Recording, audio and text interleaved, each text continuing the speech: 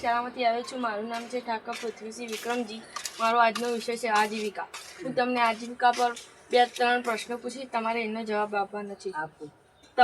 તમે આ વિસ્તારમાં કેટલા વર્ષોથી રહો છો? 20 વર્ષથી. તમારો જન્મ ક્યાં થયો હતો? રાણસણ. તમારો વ્યવસાય શું છે? શાકભાજીનો.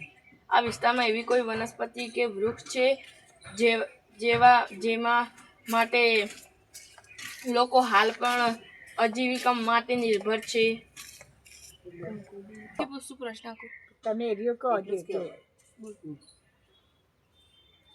અમે ખેતરમાંથી કંકોળો લાવીએ, એના પર અમે ગુજરાન ચલાવીએ.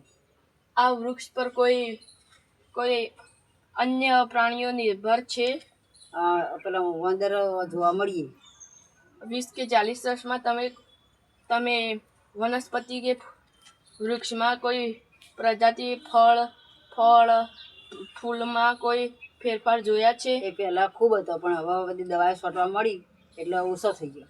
શું એવું કોઈ વનસ્પતિ કે પ્રાણી છે જે અત્યારના પર્યાવરણમાં જોવા મળતું નથી? ચકલીઓ પહેલાં બહુ હતી, હવે ઓછો આવે. કાગડા એ બધું શું આવે.